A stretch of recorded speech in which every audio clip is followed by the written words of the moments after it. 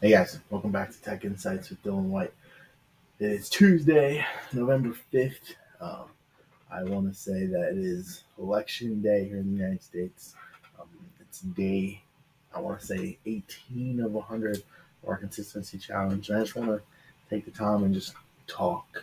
We've done a lot with different solutions and just who I am. And we talked a bit about the things I'll talk about on the platform. One thing that's really big for me, more so than work, is just mental health. Just really taking just a step back to observe that I think is really important, especially on days like today where it's just no matter what side of the aisle you're on, no matter whether you're right, whether you're left, central. I personally don't care which side you're on. We're all humans. At the end of the day, I served this country for a very long time, um, so I just wanted to step back from the the work and talk more personally to you. Right? And I think as people, sometimes we got to remember that in the day we're people, we're humans. Mistakes are part of the game. Mistakes are part of how you grow, um, and just life will tend to life you in general. So just step back and just breathe the air, touch the grass. Please go touch a lot of grass this week because it's going to be a long one way or the other. So I just want to take a step back and just talk about you know just life.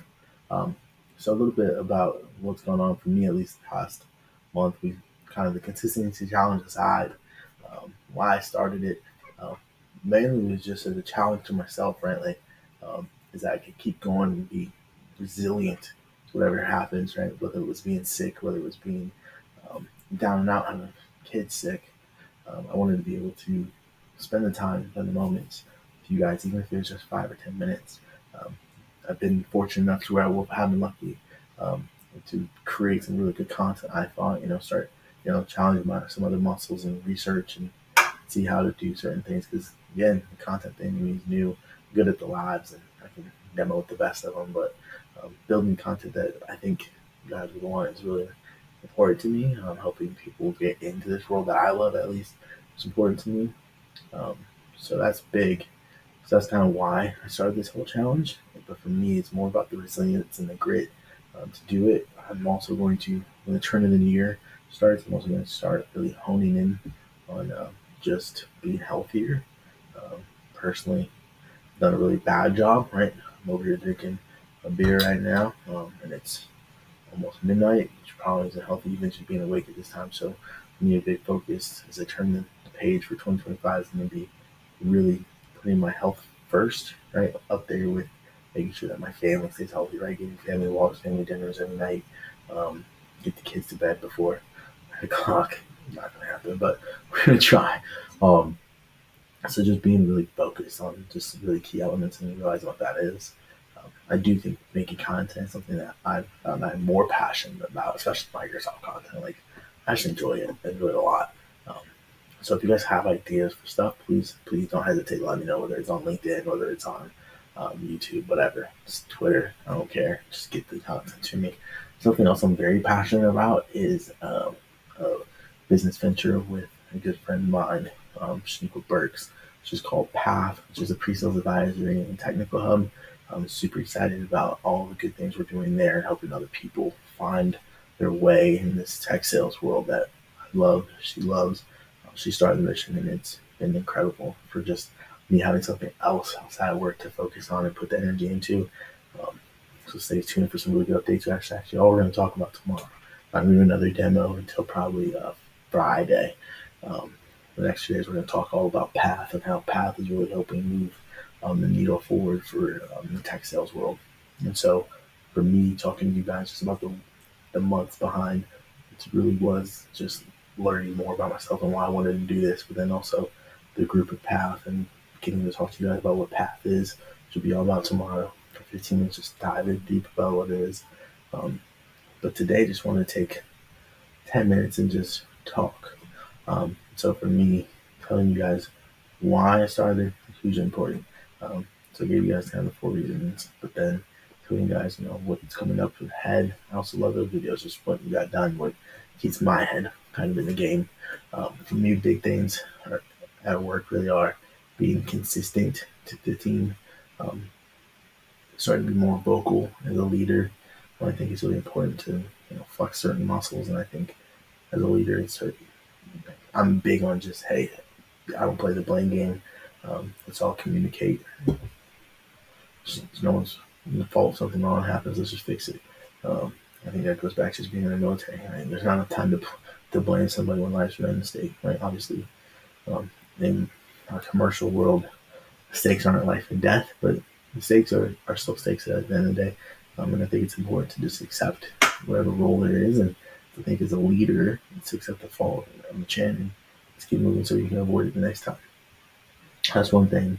I'm also working on how to create some good onboarding decks. So if you guys in the comments want to let me know, do you guys like having like reading material for onboarding?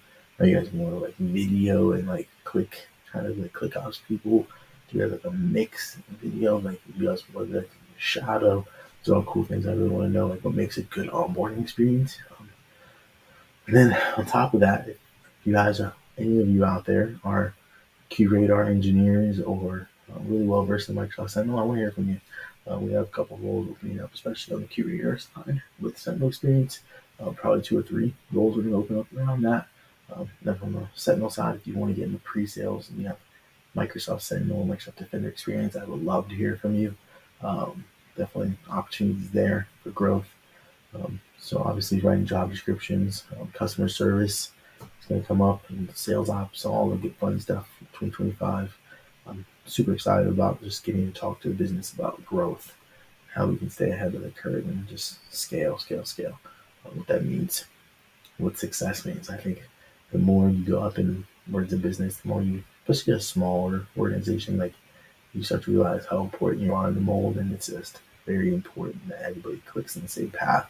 And just really stays the ship, stays the course, because it's really easy to get thrown the curveball and have it just kind of fork a whole month, if not a whole quarter. It's a business. If you realize that, that's really tough to get out of that kind of that weighted grind. So those are all things that as an individual contributor, you probably like you don't pay attention to. I'm not gonna lie to you. I'm not gonna as an individual contributor, I was just kind of in my own world and just like what happens. Like, let's just keep the book going.